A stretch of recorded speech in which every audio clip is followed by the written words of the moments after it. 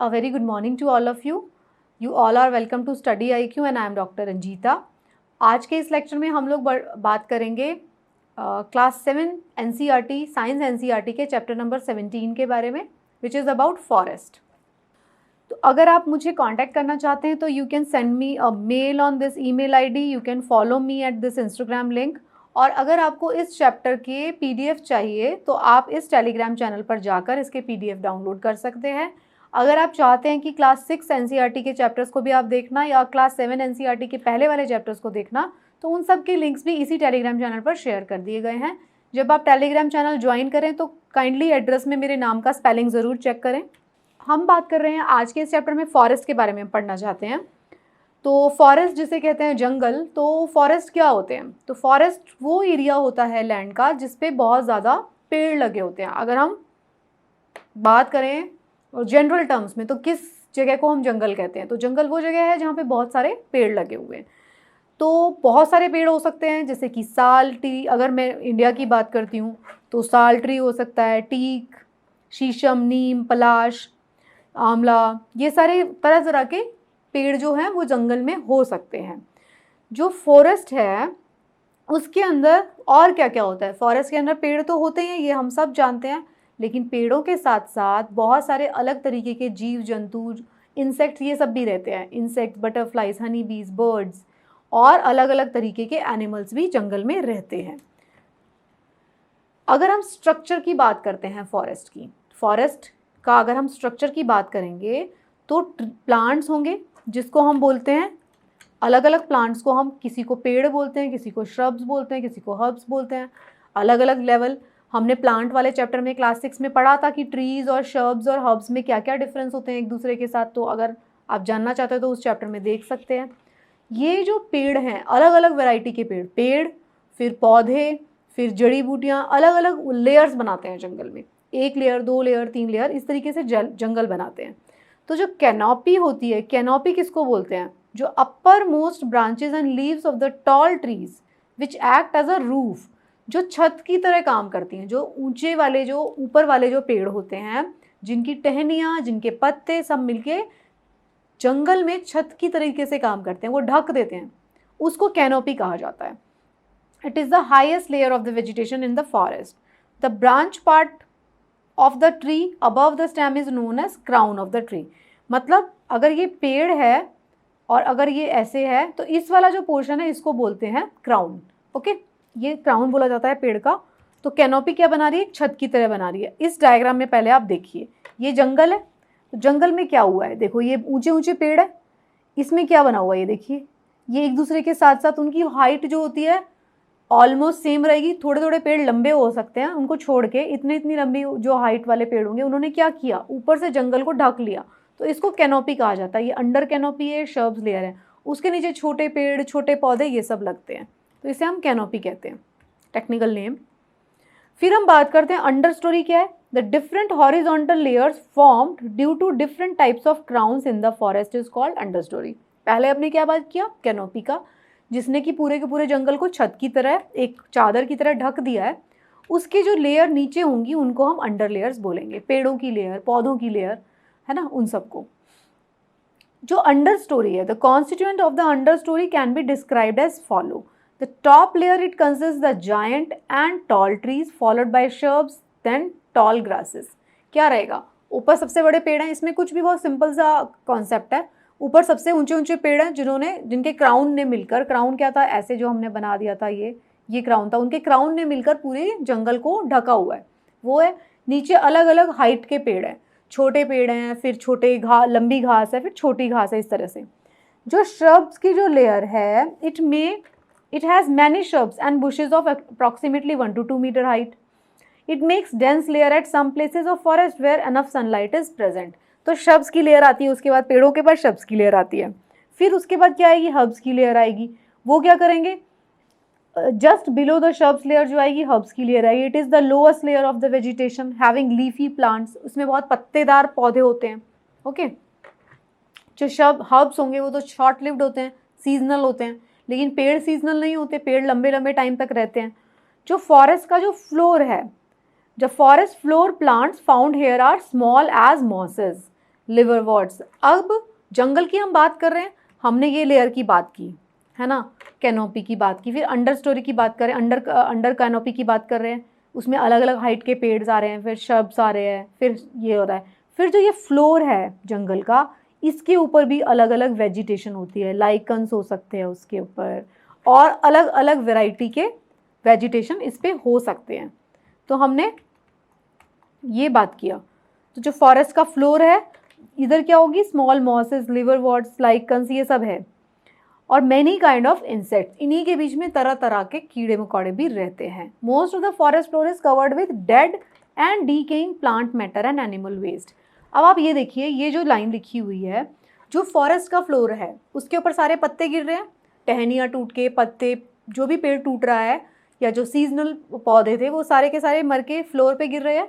साथ में कोई एनिमल्स भी मर रहे हैं, इंसेक्ट्स भी मर रहे हैं, वो सब भी फॉरेस्ट के फ्लोर पे आ रहे हैं। तो क्या होता है, ये वाली वो लेयर होती है जिससे कि ये धीरे धीरे ऑर्गेनिक लेयर है, जो गिरेगा वहाँ पे ऑर्गेनिक मैटर वो धीरे धीरे गलना शुरू हो जाता है। जो डीकम्पोजर्स हैं वो उसे डीकम्पोज करेंगे और धीरे धीरे गला के उसको वापस मिट्टी में मिला देते हैं। तो यहाँ पे वो वाले जो हैं डेड एनिमल्स एंड प्लांट्स होते हैं यहाँ पे। ओके, फिर अब हम बात कर लेते हैं कंपोनेंट्स ऑफ फॉरेस्ट। वहाँ पे होता क्या क्या है उसके अंदर, अगर हम फॉरेस्ट की बात करेंगे तो living organisms found in forest are plants, animals, decomposers, scavengers. The non living environment of the forest provide nutrients, water, carbon dioxide for the growth of the plant. अगर हम दो कैटेगरीज ऑफ कंपोनेंट्स की बात करते हैं forest के, तो दो तरीके के कंपोनेंट्स हैं, living and non living. Living में क्या आएगा, सारे के सारे प्लांट्स आएंगे, एनिमल्स आएंगे, डीकम्पोजर्स वो भी सब अलग अलग तरीके के बैक्टीरिया, फंगस, ठीक है, ये सारे आएंगे। सेकेंड कैटेगरी कौन सी होगी, नॉन लिविंग। नॉन लिविंग में क्या आएगा, वहाँ का पानी आएगा, वहाँ की हवा आएगी, सनलाइट आएगी, वो सब नॉन लिविंग है। तो प्लांट्स की अगर हम बात करेंगे तो green plants are living organism also called autotrophs. This we know, अपना खाना खुद बनाते हैं, as they produce food by photosynthesis, के थ्रू फूड बनाते हैं। कैसे बनाते हैं, कार्बन डाइऑक्साइड एब्जॉर्ब करते हैं, सॉइल में से पानी एब्जॉर्ब करते हैं, और एयर, सनलाइट एब्जॉर्ब करते हैं, और एनर्जी बना के मतलब फूड बना देते हैं। तो इनको क्या कहते हैं, हम ऑटोट्रॉप्स कहते हैं। इनसे क्या होता था, सभी को वो खाना देते हैं, ये हम सारी बात जानते हैं। फिर एनिमल्स मिलते हैं वहाँ पे। Forest has many animals, they are called consumers. देखो ये क्या है, ये फोटोट्रॉप्स हैं, इनको क्या बोलते हैं, फूड प्रोड्यूसर्स। ऑटोट्रॉप्स क्या करते हैं, प्लांट्स जो होते हैं वो ऑटोट्रॉप्स होते हैं, मतलब अपना खाना खुद बना रहे हैं। अपना खाना तो बनाते ही हैं, साथ में वो बाकी के लिविंग ऑर्गेनिजम्स का भी खाना बनाते हैं, तो इनको कहा जाता है प्रोड्यूसर्स, ये खाना बना रहे हैं प्लांट्स। एनिमल्स, जितने भी एनिमल्स हैं, चाहे वो हर्बीवोरस है चाहे वो कार्निवोरस है, उन सबको हम कहते हैं कंज्यूमर्स, क्योंकि वो खाना खा रहे हैं, ठीक है। तो दो वेराइटीज़ है, एक प्रोड्यूसर्स है, एक कंज्यूमर्स है। फिर हम बात करेंगे डीकम्पोजर्स की, है ना। तो प्रोड्यूसर्स कौन है, सारे के सारे प्लांट जो खाना बना रहे हैं। कंज्यूमर्स कौन है, वो हैं एनिमल्स, वो कोई भी हो सकते हैं। अब कंज्यूमर्स दो तरीके के हो सकते हैं, हर्बीवोरस एनिमल्स हैं, कार्निवोरस एनिमल्स हैं। The animals which eat only plants और their parts are called herbivorous, ये हर्बीवोरस हर्ब ईटिंग कंज्यूमर्स हैं। Whereas flesh eating animals are called carnivorous। अब कार्निवोरस कौन होते हैं, जो हर्बीवोरस को खाते हैं। तो किस तरीके के कंज्यूमर्स हो गए, दो तरीके के कंज्यूमर्स हो गए, एक हर्बीवोरस एक कार्निवोरस। फाइन। एनिमल्स जो होते हैं हम उनको हीट्रोट्रॉप्स बोलते हैं, क्योंकि वो दूसरों के ऊपर डिपेंडेंट है अपना खाना बनाने के लिए। देखिए मैं आपको छोटी छोटी लाइंस बता रही हूँ, डीकम्पोजर्स का मतलब क्या है, मतलब हीट्रोट्रॉप्स का मतलब क्या है, जो दूसरों के ऊपर खाने के लिए डिपेंडेंट है। तो सेम लाइंस जो है आपको अपने एग्जाम के क्वेश्चंस की एक एक स्टेटमेंट में मिल सकती है। मान लीजिए 4 स्टेटमेंट, तो उसमें से किसी एक में मिल सकती है आपको। And yes, this is class 7 NCERT. तो इसमें जो क्लास 7 एनसीईआरटी के अंदर जितनी चीज़ें मेंशन है, मैं आपको वो सब पढ़ा रही हूँ। फाइन। तो बात हो रही है, फिर हमने दो कैटेगरीज देखी, प्रोड्यूसर्स और कंज्यूमर्स। अब हम देख रहे हैं डीकम्पोजर्स। डीकम्पोजर्स क्या होते हैं, डीकम्पोजर्स वो ऑर्गेनिजम्स हैं, स्पेशली वो माइक्रो ऑर्गेनिजम्स हैं, जैसे कि बैक्टीरिया और फंगस। ये क्या करते हैं, वो जो प्लांट्स जो मर गए, जो एनिमल्स जो मर गए, उसको डीकम्पोज करके, उसको ख़त्म करके मिट्टी में वापस भेज देते हैं, हमारे एनवायरनमेंट में वापस भेज देते हैं। They feed on dead plants and animals. And दस कॉल्ड सैप्रोट्रोप्स। इनको सैप्रोट्रोप्स कहा जाता है। देखिए प्रोड्यूसर्स कौन थे? वो ऑटोट्रॉप्स थे। कंज्यूमर्स कौन थे? हीट्रोट्रॉप्स थे। डीकम्पोजर्स कौन है? सेप्रोट्रॉप्स। तो ये जो टर्म्स हैं ये आपको ध्यान रखनी है, किसको कहता है? सेप्रोट्रॉप्स। सेप्रोट्रॉप्स कहते हैं डीकम्पोजर्स को। क्यों कहते हैं? क्योंकि ये डेड और एनिमल्स और प्लांट्स के ऊपर फीड करते हैं, तो इसलिए इनको बोला जाता है सेप्रोट्रॉप्स। कंज्यूमर्स को हीट्रोट्रॉप्स क्यों बोला जाता है? क्योंकि वो अपने खाने के लिए दूसरों के ऊपर डिपेंडेंट है। प्लांट्स को क्या बोला जाता है? प्रोड्यूसर्स क्यों बोला जाता है? क्योंकि वो खाना अपना खुद बना रहे हैं। फाइन। तो these are saprotrophs. These organism also called decomposers, ये तो हमें पता ही है, decomposers है इनका एक और नाम। as they break down dead parts of the plants and dead bodies of the animals into simple substance, कि क्या कर रहे हैं ये एनिमल्स और प्लांट्स की बॉडी को ब्रेक करके उनको सिंपल सब्सटेंस में कन्वर्ट कर देते हैं, और ये जो सिंपल सब्सटेंस है वो क्या करता है? एब्जॉर्ब हो जाता है मिट्टी में। ठीक है, ये सॉइल में एब्जॉर्ब हो जाता है, वापस से नेचर ने बनाया था मिट्टी से और नेचर ने वापस से मिट्टी में दे दिया। ओके, ये थी डीकम्पोजर्स की कैटेगरी। फिर आती है एक fourth category which is called scavengers. Scavengers किसको कहा जाता है? ओके, स्कैवेंजर्स जैसा कि नाम ही आपको बता रहा है, जो कि हमारे एनवायरनमेंट को क्लीन कर रहे हैं। Okay, those animals which eat dead animals are called scavengers. वो डेड एनिमल्स को खा रहे हैं, मतलब क्या कर रहे हैं? वो डेड एनिमल्स को खा के वो हमारे एनवायरनमेंट को क्लीन कर रहे हैं।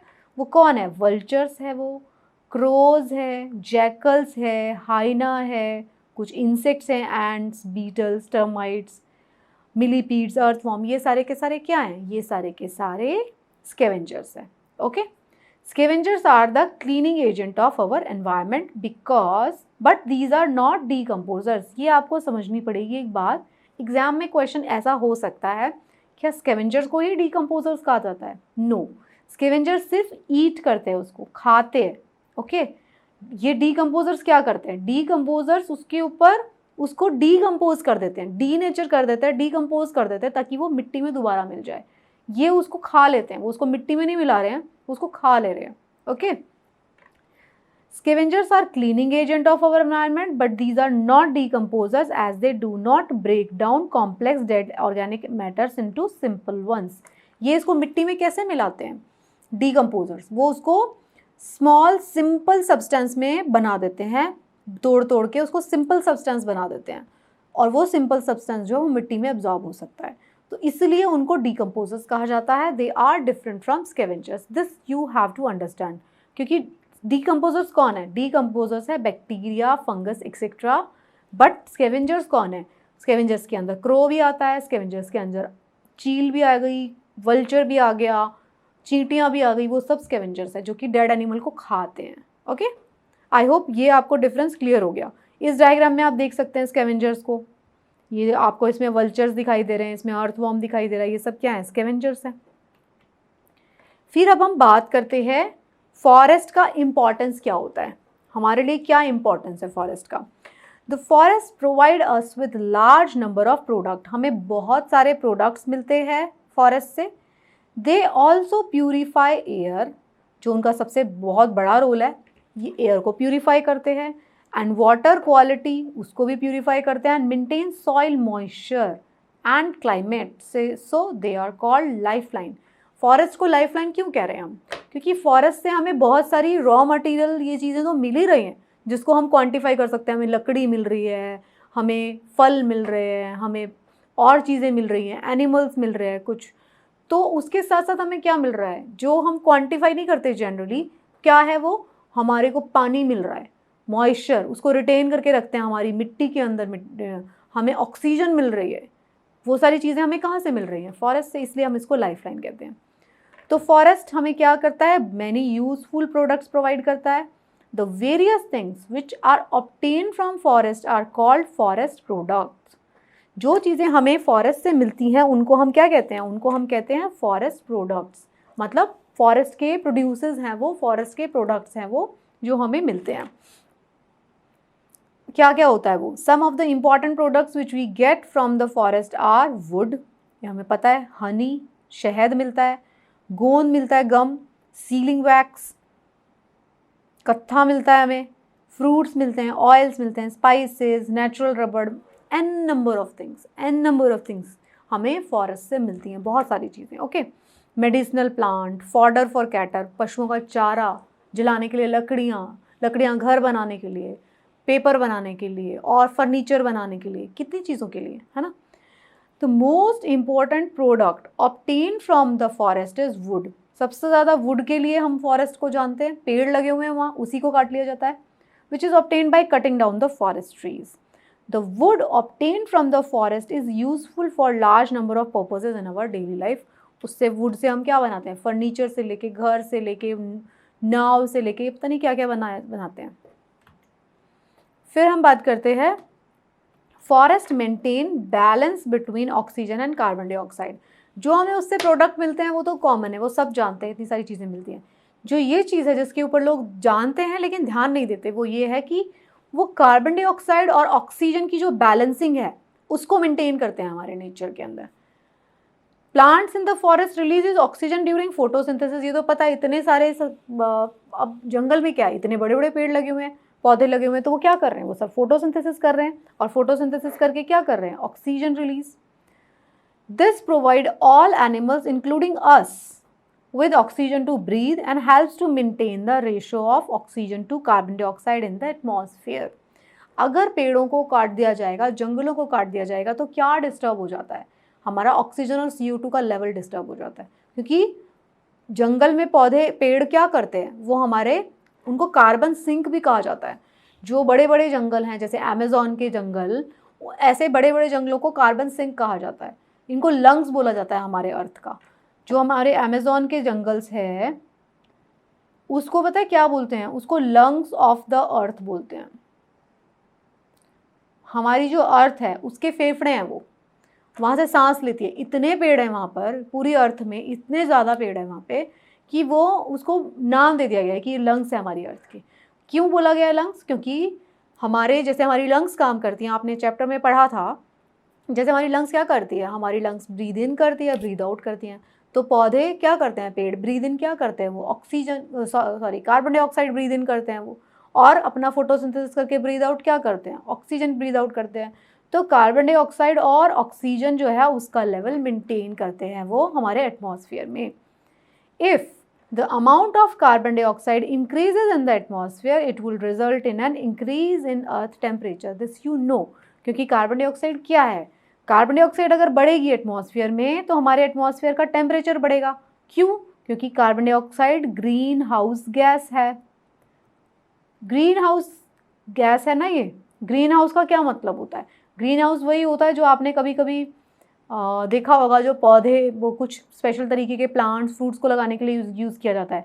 ग्रीन कलर का एक हाउस बना देते हैं, अंदर जो सोलर सन की रेडिएशन आती है वो शॉर्ट वेव होती है, वो तो अंदर आ जाती हैं, जो वापस जो जानी होती हैं रेडिएशन, जो टेरेस्ट्रियल रेडिएशंस होती हैं वो लॉन्ग वेव होती हैं, वो उससे बाहर नहीं निकल पाती, तो वो यहाँ पे ट्रैप हो जाती हैं अंदर, तो टेम्परेचर मेंटेन रहता है। वो कुछ पौधों के लिए, कुछ फलों के लिए अच्छा होता है।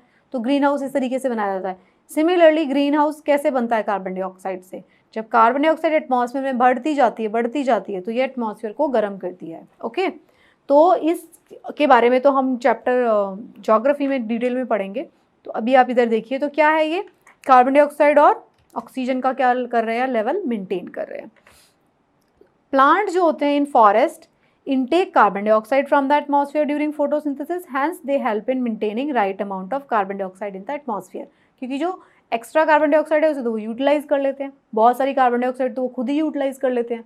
तो हमारी जो नेचर है उसके अंदर, एनवायरनमेंट में वो काम कर रहे हैं कार्बन डाइऑक्साइड को क्लीन करने का। फिर बात करते हैं हम वाटर साइकिल कैसे मेंटेन करते हैं प्लांट्स, फॉरेस्ट। तो जो फॉरेस्ट के अंदर जो ट्री होंगे वो क्या करते हैं, forest trees suck water from the soil through their roots and releases water vapor into the air through transpiration। पहला तो यही है, वो जो भी पेड़ होगा वो क्या करेगा, उसकी रूट्स होंगी ज़मीन के अंदर, तो वो ज़मीन में से पानी को एब्जॉर्ब कर लेता है और पत्तों के थ्रू अपने एटमॉस्फेयर में पानी को भेजता है ट्रांसपिरेशन के थ्रू। फाइन, तो वो ट्रांसपिरेशन प्रोसेस है, वो तो ये करता रहता है। This water vapour helps in formation of clouds and bringing rain on the earth. अब ये जो ट्रांसपिरेशन के थ्रू पानी चला गया ऊपर, वो एटमॉस्फेयर में चला गया। अब एटमॉस्फेयर के अंदर जो वाटर है वो क्या होगा, दो चीज़ें मैंने आपको पहले वाले चैप्टर में भी बताई थी, या तो उसका टेम्परेचर कम कर दो एयर का, या फिर कंडेंसेशन न्यूक्लियाई मिल जाएगा उसको। तो इन दोनों में से जो भी कंडीशन फुलफिल होगी तो क्या होगा, ये जो एटमॉस्फेयर में मॉइस्चर है वो बारिश बन के वापस हमारे अर्थ पे आ जाएगा रेन के फॉर्म में।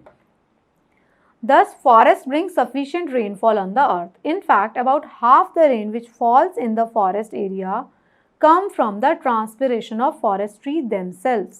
मतलब जितनी बारिश बादलों ने की है फॉरेस्ट में, उसमें से आधा जो पानी था वो उन्होंने वहीं से उठाया था, मतलब पेड़ों से ही उठाया था, पेड़ों की ट्रांसपिरेशन से ही उठाया था। आधा पानी वो कहीं और से उठा के लाए थे, ओशन के ऊपर से, नदियों के ऊपर से, बादल। लेकिन आधा जो पानी होता था वो उन्होंने अपने खुद के जंगल में से ही उठाया था ट्रांसपिरेशन के थ्रू। Okay, in this way forest help in maintaining a perfect water cycle in nature and meet our fresh water requirements. तो इस तरीके से जो है फॉरेस्ट जो है हमारा नेचर में इस तरीके से काम करते हैं, उनसे ट्रांसपिरेशन होता है पानी का, वो ऊपर चला जाता है, वही वाटर कंडेंस हो जाता है मॉइस्चर, और वही नीचे ज़मीन पे वापस आता है। ये देखिए इस डायग्राम से आप समझ सकते हैं, ये देखिए रूट सिस्टम ने यहाँ से अब्जॉर्ब किया, ट्रांसपिरेशन के थ्रू चला गया और यही पानी जो है नीचे आ गया। इस तरीके से ये साइकिल मेंटेन रहता है। फिर फोर्थ क्या था इंपॉर्टेंस फॉरेस्ट का, forest prevent occurrence of flood, वो बाढ़ नहीं आने देते। अब ये कैसे करते हैं, the forest acts as a natural absorber of rain water and allows its to seep. ये हमने पहले वाले वाटर चैप्टर में भी पढ़ा था। जैसे जैसे नीचे से पानी अगर ऐसे लगा हुआ है, यहाँ पे बहुत सारे ट्रीज़ लगे हुए हैं, तो ट्रीज़ क्या करते हैं, पानी को बैरियर देंगे, पानी बह के आ रहा है, बारिश का बह रहा है, तो वो रुक जाएगा यहाँ पे जो भी बैरियर्स हैं, और रुकेगा तो वो क्या होगा, नीचे जाएगा पानी। अगर रुका है पानी ज़मीन पर तो वो नीचे पर्कुलेट होगा। Forest not only help in controlling flood, तो वो तेज़ी से नहीं बह के जाता, एब्जॉर्ब कर लेते हैं प्लांट्स, उसको रोक लेते हैं तो वो नीचे चला जाता है, तो फ्लड को ही कंट्रोल नहीं करते, but also help to maintain the flow of water in the streams so that we get a steady supply of water.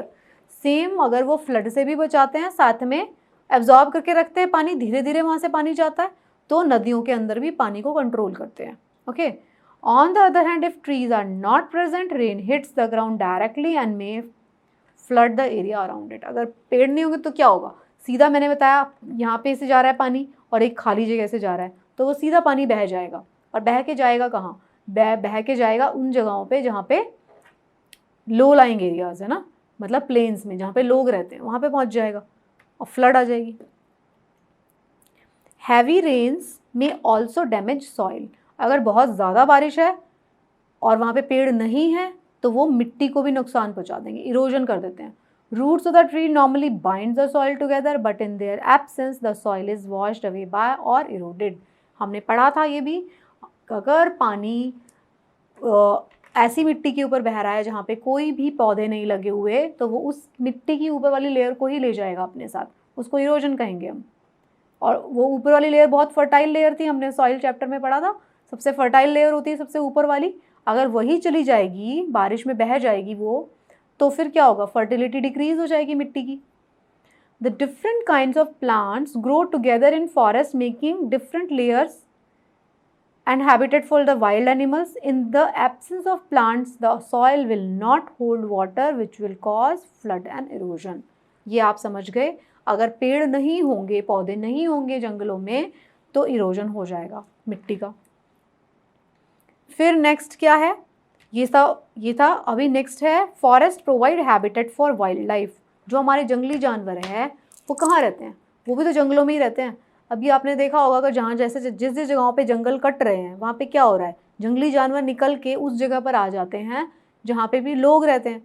क्यों आ रहे हैं वो लोग, जंगली जानवर क्यों आ रहे हैं बाहर निकल के, सिटीज़ में क्यों देखने को मिलते हैं, क्योंकि जंगल उनके लिए छोटा पड़ने लग गया, क्योंकि जंगलों को हमने काट दिया, जंगल बचे ही नहीं। अगर वो इतने एरिया में घूमा करते थे तो हमने उनके लिए सिर्फ इतना सा एरिया छोड़ दिया, यहाँ सब घर बन गए, यहाँ पे बिल्डिंग्स बन गए, तो अब क्या होगा, वो घूमते घूमते इधर आएंगे क्योंकि जंगल उनके लिए छोटा पड़ने लगा। तो वो किसको प्रोवाइड कर रहे हैं शेल्टर, एनिमल्स को। जो कि हमारी फूड चेन को मेंटेन कर रहा है। हमें एनिमल्स का होना बहुत ज़रूरी है। हम ये नहीं सोच सकते कि हमने उस जगह पे घर बना लिया, हमें ये तो हमारे लिए इम्पॉर्टेंट था, तो जंगल में जो एनिमल्स हैं उनको हम मरने देंगे, या वो हमारे लिए इम्पॉर्टेंट नहीं है। हर एक एनिमल इम्पॉर्टेंट है, चाहे डायरेक्टली इम्पॉर्टेंट ना हो तो इनडायरेक्टली इम्पॉर्टेंट है। इनडायरेक्टली इसलिए क्योंकि वो फूड चेन का पार्ट है। अगर फूड चेन में से एक भी पर्सन डिस्टर्ब होता है, एक भी ऑर्गेनिज्म डिस्टर्ब होता है, तो वो पूरी फूड चेन डिस्टर्ब हो जाती है। और हम सब लोग कहीं ना कहीं एक फूड वेब से जुड़े हुए हैं। अलग अलग फूड चेन एक दूसरे के साथ कहीं ना कहीं पे जुड़ी होती हैं, तो दूसरी फूड चेन भी इफेक्ट हो जाती है। फाइन। तो अब हम बात करते हैं पहले फूड चेन होती क्या है। तो फूड चेन जो है can be defined as the sequence of living organism in which one organism feeds on another. एक ऑर्गेनिज्म दूसरे ऑर्गेनिज्म के ऊपर फीड करता है। और typical chain in the grassland, अगर ग्रासलैंड की बात करते हैं जहाँ पे घास लगी होती है, घास के मैदान, तो घास है, घास को डियर खाता है, डियर को लॉयन खाता है, तो ये एक फूड चेन हो गई। अगर हम किसी तालाब की बात करें तो एल्गी होती है, छोटे छोटे जो ग्रीन कलर के तालाब में प्लांट्स लगे होते हैं, बिल्कुल छोटे छोटे से, उसको फिश खाती है छोटी मछली, उस छोटी मछली को बड़ी मछली खाती है। और इसको और आगे लेंगे तो इसको ह्यूमन लगा दो यहाँ पे, उसको वो खा लेते हैं बाहर, तो ये भी बन जाएगी। तो flow of energy in a food chain क्या होता है? फ्लो ऑफ एनर्जी जो होता है फूड चेन के अंदर, जो सन है, सन जो है अल्टीमेट सोर्स है। ओके, जितनी भी एनर्जी, ये आप एक चीज़ समझिए, जितनी भी एनर्जी, जितनी भी कैलोरीज, जितनी भी एनर्जी हमारी अर्थ के ऊपर है, उस सब का सोर्स सन है। जो कुछ भी हमारी अर्थ पर हो रहा है, हमारे सोलर सिस्टम का एग्जिस्टेंस, वो भी सन की वजह से है। सन ने हमारी अर्थ को पकड़ के रखा है, ठीक है। तो हमारी अर्थ का फॉर्मेशन, उसके ऊपर ग्रेविटी, सब सन की वजह से है। सनलाइट की वजह से फूड बन रहा है, फोटोसिंथेसिस, वो सन की वजह से है। तो जितनी भी एनर्जी है, अल्टीमेट सोर्स कौन है? सन ऑन दिस प्लैनेट, क्योंकि हम उसका प्लैनेट है। ग्रीन प्लांट्स और producers are able to harness the energy of the sun to make food. जिसमें से ग्रीन प्लांट थे, जिसको मैंने बोला था क्या, प्रोड्यूसर्स। तो प्रोड्यूसर्स सन की एनर्जी को ट्रैप करके खाना बना लेते हैं। बाकी के जो लोग होते हैं, in a food chain energy from plants which is producer is passed on to one organism to another. Plants जो है वो तो क्या हैं, प्रोड्यूसर्स हैं, लेकिन बाकी के जितने भी कंज्यूमर्स हैं वो इससे ही रिलेटेड हैं। यहाँ पे एल्गी है, यहाँ पे ग्रास है। The from the producers the energy goes to primary consumers and then passes on to secondary consumers, जो कार्निवोरस हो सकते हैं। Thus, producers are always at the beginning of the food chain। ये आपको समझना पड़ेगा। किसी भी फूड चेन की शुरुआत होती है तो उसके अंदर सबसे पहला कौन होता है? उसके अंदर सबसे पहला होता है what? प्रोड्यूसर्स। तो प्रोड्यूसर्स के ऊपर, ये प्रोड्यूसर्स हैं, प्रोड्यूसर्स मतलब प्लांट्स, उसके ऊपर क्या होगा? प्राइमरी कंज्यूमर, उसके ऊपर क्या होगा? सेकेंडरी कंज्यूमर, उसके ऊपर कभी कभी टर्शरी कंज्यूमर भी होते हैं। बहुत लंबी होती हैं कई बार फूड चेन्स। ओके, हम देख लेते हैं। अब यही देख लीजिए आप, पहला क्या है? प्राइमरी प्रोड्यूसर कौन है? First plant. उसको क्या किया? वॉर्म ने खा लिया, वॉर्म इट डेड प्लांट्स। फिर ये क्या हो गया? ये प्राइमरी कंज्यूमर है। इसको किसने खा लिया? इसको कछुए ने खा लिया, तो ये सेकेंडरी कंज्यूमर है। कछुए को किसने खा लिया? चील ने खा लिया, तो ये टर्शरी कंज्यूमर है, पहला। और फिर डीकम्पोजर की टर्न आ जाती है। जब ये मरेगा, ये वाला जब ये मर जाएगा, तो ईगल जब ज़मीन पे पड़ा होगा मर के, तो उसे कौन कंज्यूम करेगा? उसे बैक्टीरिया, फंगस, ये सब कंज्यूम करके क्या करेंगे? मिट्टी में वापस सॉइल के अंदर भेज देंगे। तो ये कौन है? डीकम्पोजर्स हैं। तो ये एक फूड चेन है जिसके अंदर प्राइमरी प्रोड्यूसर, फिर primary consumer, secondary consumer, tertiary consumer, फिर डीकम्पोजर, ये सारे के सारे आते हैं। तो this is a food chain. Okay, ये एक चेन बनी हुई है। तो फर्स्ट लेवल पे लेकिन प्राइमरी प्रोड्यूसर रहेंगे हमेशा, जो कि खाना बना रहे हैं, जो कि सबके लिए सोर्स है खाने का। फाइन। फिर हम बात करते हैं डायनेमिक लिविंग एंटिटी की। By harbouring greater varieties of plants the forest provide great opportunity to food and habitat for the herbivorous. अब जंगलों में तरह तरह के पेड़ पौधे सब लगे हुए हैं, तो ये किस लिए लगे हुए हैं? ये हर्बीवोरस जो हैं, जो कि वो प्राइमरी कंज्यूमर जिसको कहेंगे। हर्बीवोरस कौन है? वो प्राइमरी कंज्यूमर्स हैं, सबसे पहले प्लांट्स को खाते हैं हर्बीवोरस। तो इनको वैरायटी ऑफ प्लांट्स प्रोवाइड कर रहे हैं। Large number of herbivorous means increasing availability of food for variety of carnivorous. अगर हर्बीवोरस बढ़ जाएंगे, मान लीजिए हिरन बढ़ जाते हैं, तो वो किसका फूड है? शेर का फूड है ना, वो वुल्फ का फूड है, जितने भी कार्निवोरस है उनका फूड है। The wide variety of animals helps the forest to regenerate and grow. अब ये सारे एक दूसरे के साथ जुड़े हुए हैं। ज़्यादा मान लीजिए ग्रीन प्लांट्स है तो ज़्यादा घास है तो ज़्यादा प्राइमरी कंज्यूमर्स उसको खाएंगे। कौन है वो? हर्बीवोरस। ज़्यादा हर्बीवोरस है तो उसको कौन खाएगा? कार्निवोरस। ठीक है, इस तरीके से decomposers helps in maintaining the supply of nutrients to growing plants in the forest. कैसे? क्योंकि वो सबको मार मार के डीकम्पोज करके मिट्टी में पहुंचा देते हैं और मिट्टी के थ्रू फिर क्या है? प्लांट्स उसी को ऑब्जॉर्ब कर लेते हैं, तो वो साइकिल पूरा हो जाता है।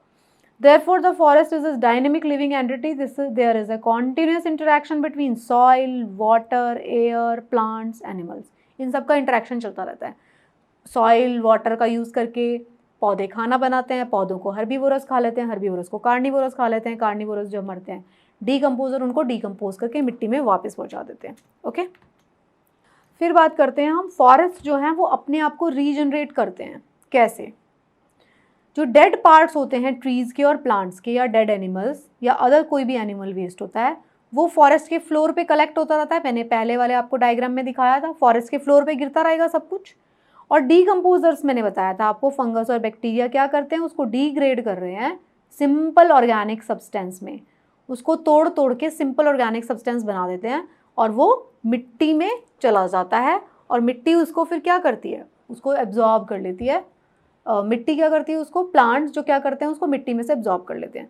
तो ये जो मर के जो डीकम्पोजर्स जो डिग्रेड करते हैं इसको सिंपल ऑर्गेनिक सब्सटेंस को, इसको बोला जाता है ह्यूमस। जहाँ पे ज़्यादा ग्रीनरी होती है वहाँ पे ह्यूमस ज़्यादा होता है मिट्टी के अंदर। जैसे डेजर्ट्स होते हैं, हमने सॉइल वाले चैप्टर्स में पढ़ा था, चैप्टर में डेजर्ट्स वाली सॉइल है उसके अंदर ह्यूमस मिसिंग होता है, नहीं होता ह्यूमस, क्योंकि वहाँ पे पौधे ही नहीं है। पौधे नहीं है तो एनिमल्स भी कम है, तो वो मिट्टी में गिरते ही नहीं है, तो कहाँ से कंज्यूम होंगे? कहाँ से उनका सिंपल इनऑर्गेनिक सब्सटेंस बनेगा? नहीं बनता। तो उस मिट्टी के अंदर ह्यूमस नहीं होता, तो उस मिट्टी के अंदर ज़्यादा ह्यूमस होगा जहाँ पे फॉरेस्ट होंगे, फाइन, जहाँ पे पेड़ पौधे होंगे।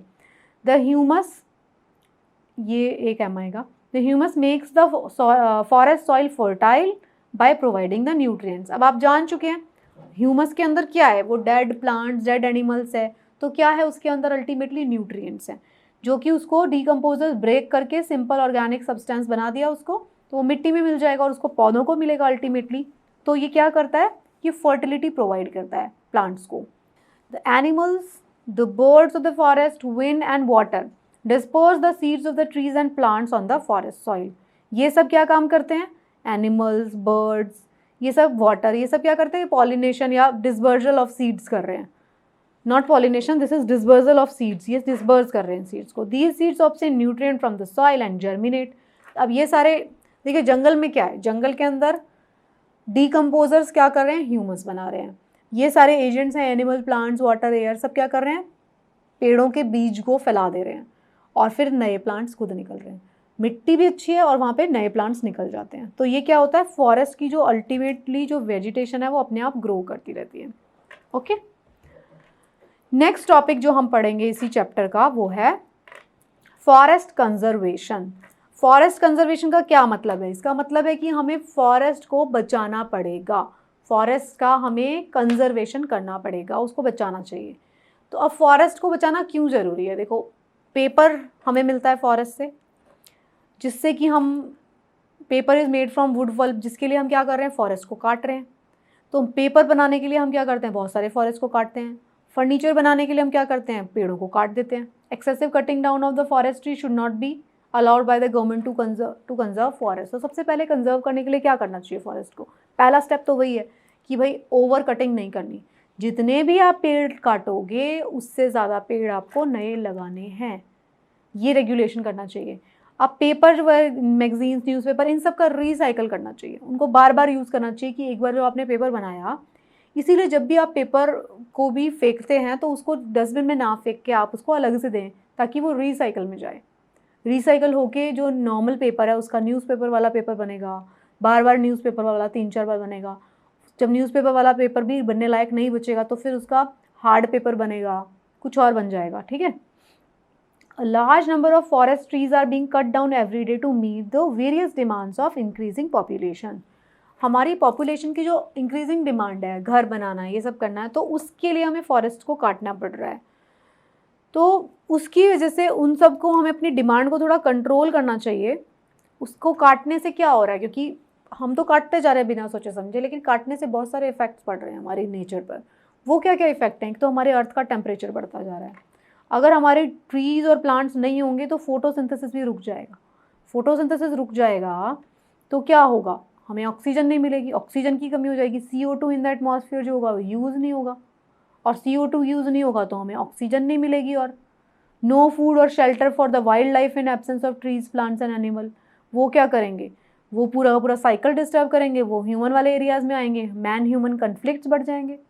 और अगर वो ख़त्म ही हो गए, मान लीजिए आपने मारना शुरू कर दिया सबको, जितने भी लेपर्ड्स आ रहे हैं उस एरिया में, सब लेपर्ड्स मर गए, अगर मान लीजिए, ये सोचिए सिचुएशन, आपने सब लेपर्ड्स को मार दिया, तो अगर सब लेपर्ड्स मर गए तो फिर क्या होगा? डियर की पॉपुलेशन बढ़ जाएगी, जो हिरन है उसकी पॉपुलेशन बढ़ जाएगी। हिरन की पॉपुलेशन अगर बढ़ गई, क्योंकि उनको खाने के लिए जो थे शेर वो थे ही नहीं, अब चीते शेर वो नहीं है, तो क्या होगा? हिरन की पॉपुलेशन बहुत बढ़ जाएगी। अब हिरन की पॉपुलेशन एक नंबर से ज़्यादा बढ़ जाएगी तो वो क्या करेंगे? जंगल की सारी घास खा लेंगे। अब जंगल की जब सारी घास ही ख़त्म हो जाएगी तो इतने सारे और इंसेक्ट्स, बटरफ्लाइज, ये सब, वो सब भी मरना शुरू हो जाएंगे। वो अगर मरना शुरू हो गए तो हमारे पौधों का, पेड़ों का पॉलिनेशन नहीं होगा, और पॉलिनेशन अगर नहीं हुआ तो आप जानते हैं कि क्या होगा? नए फ्रूट्स नहीं बनेंगे, नए पौधे नहीं बनेंगे। और तो ये एक पूरा का पूरा साइकिल है। हम ये नहीं सोच सकते सेल्फिश होके कि अगर हम लेपर्ड्स अगर मर रहे हैं या पेड़ कट रहे हैं तो उससे हमें कोई इफेक्ट नहीं पड़ता, because we are the part of the system. हम उसके साथ जुड़े हुए हैं। एक फूड चेन अगर डिस्टर्ब होगी तो हम कहीं ना कहीं उस फूड चेन का पार्ट थे, किसी ना किसी फूड वेब में हम उसके साथ जुड़े हुए थे इनडायरेक्टली। तो अगर हम इनडायरेक्टली किसी फूड चेन से जुड़े हुए हैं, अगर वो डिस्टर्ब होती है तो हम लोग भी डिस्टर्ब हो जाएंगे। ओके, अगर जंगल नहीं होंगे तो क्या होगा? ज़्यादा फ्लड्स आएंगी। ऑब्वियसली सॉइल जो होगी वो अपना मॉइस्चर होल्ड नहीं कर पाएगी। In the absence of tree soil will not be able to hold water which will cause flood, और ज़्यादा फ्लड्स आ जाएंगी। तो डिफॉरेस्टेशन जो होती है वो हमारे एनवायरनमेंट को बहुत ही ज़्यादा थ्रेटनिंग है, ह्यूमन बींग्स के लिए भी, बाकी एनिमल्स तो है ही, ह्यूमन बींग्स के लिए भी। Natural calamities, floods, cyclone, hail storms, as storms are more in absence of trees and forest. ये सब की सब जो नेचुरल कैलेमिटीज़ हैं और भी हार्शली आना शुरू हो जाएंगी अगर हमारे पास फॉरेस्ट नहीं है।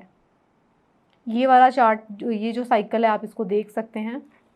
ओके, तो फॉरेस्ट जो है हमारे लिए बहुत ज़्यादा इंपॉर्टेंट है। हम ये नहीं सोच सकते कि भाई इस चीज़ की हमको नीड नहीं है। फॉर एग्जांपल, हम ये नहीं कहते कि शहद मिल रहा है, भाई मैं तो शहद खाता नहीं हूँ, मुझे तो चाहिए नहीं है वाला प्रोडक्ट। आपको नहीं चाहिए हो सकता है, किसी और को चाहिए हो सकता है, जिसको चाहिए हो सकता है, आपको उस चीज़ की ज़रूरत हो सकती है।